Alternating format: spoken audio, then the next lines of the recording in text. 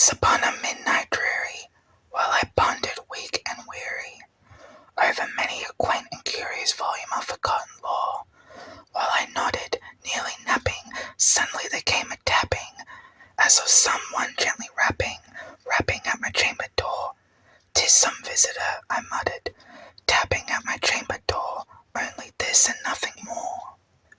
Distinctly I remember it was in the bleak December, and each separate dying ember whirled its ghost upon the floor.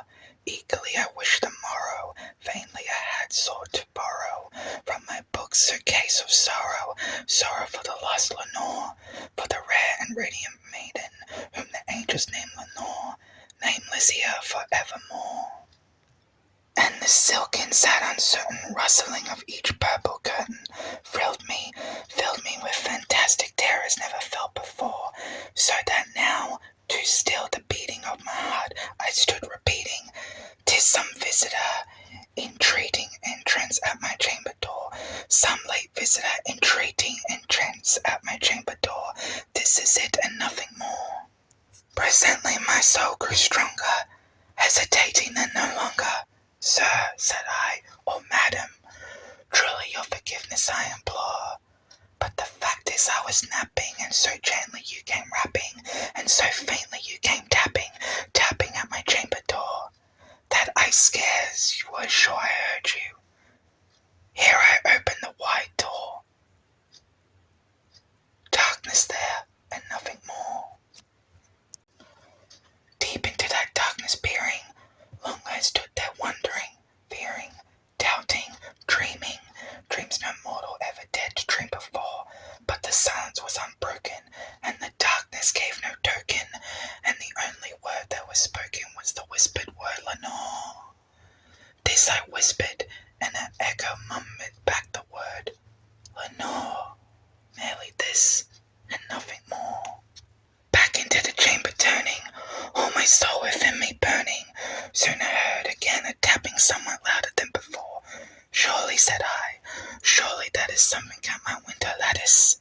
Let me see then what fret is, and this mystery implore. Let my heart be still a moment, and this mystery explore. 'Tis the wind, and nothing more." Open here I flung the shutter, when with many a flirt and flutter, in there stepped a stately raven of the saintly days of yore.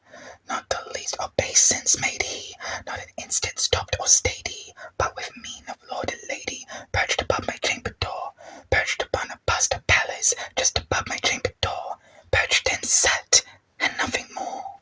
Then this bird be gilding my sad fancy into smiling, by the grave and stern decorum of the countenance it wore. "Though thy crest be shorn and shaven, thou," I said, "art sure no craven, ghastly, grim, and ancient raven, wandering from the nightly shore. Tell me what thy lordly name is on the night's plutonium shore." Quoth the raven, "Nevermore." Much I marvelled this ungainly fowl to hear discourse so plainly, though its answer little meaning, little relevancy bore. For we cannot help agreeing that no living human being ever yet was blessed with seeing bird above his chamber door, bird or beast upon the sculpted bust above his chamber door, with such a name as Nevermore. But the raven sitting lonely on the placid bust spoke only that one word, as if his soul in that one word he did outpour. Nothing farther than he uttered, not a feather than he fluttered, not till I scarcely more than muttered, "Other friends have flown before. On the morrow he will leave me as my hopes have flown before." Then the bird said, "Nevermore." Startled at the stillness broken by replies so aptly spoken, "Doubtless," said I, "why it utters is its only stock and store, caught from some unhappy master, whom unmerciful disaster followed fast and followed faster, till his songs one burden bore, till the digits of his hope that melancholy burden bore, of never, nevermore."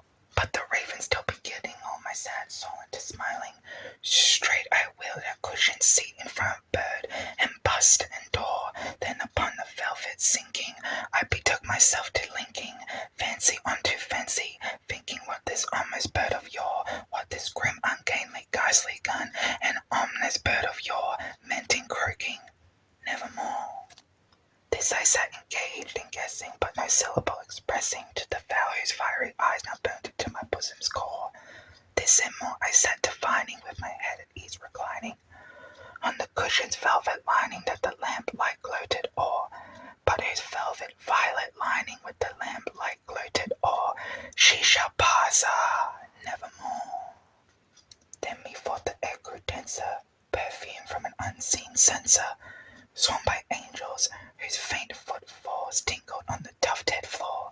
Wench, I cried, thy God half lent thee, by these angels he half sent thee respite, and nepenthe from their memories of Lenore. Quaff, oh quaff this kind of penthe, and forget this lost Lenore. Quoth the raven, nevermore. Prophet, said I, think of evil prophet still, if bird or devil, where the tempter sent or where the tempest tossed thee ashore, desolate yet all undaunted, on this desert land enchanted, on this home by horror haunted, tell me truly, I implore, is there balm in Gilead? Tell me, I implore. Quoth the raven, nevermore. Prophet, said I, think of evil prophet still, if bird or devil, by that heaven that bends above us, by that God we both adore, tell this soul with sorrow laden, if within the distant Aden it shall glass a sainted maiden, whom the angels name Lenore, glass but rare and radiant maiden, whom the angels name Lenore. Quoth the raven, nevermore.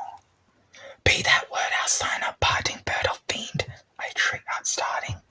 Get thee back into the tempest and the night's plutonium shore. Leave no black plum as a token of that lie, that soul half spoken. Leave my loneliness unbroken.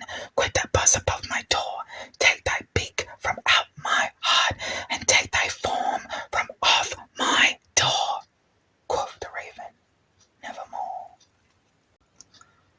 And the raven, never flitting, still is sitting on the pallid buzz of palace just above my chamber door, and his eyes have all the seeming of a demon's that is dreaming, and the lamp light o'er him streaming throws his shadow on the floor, and my soul from out that shadow that lies floating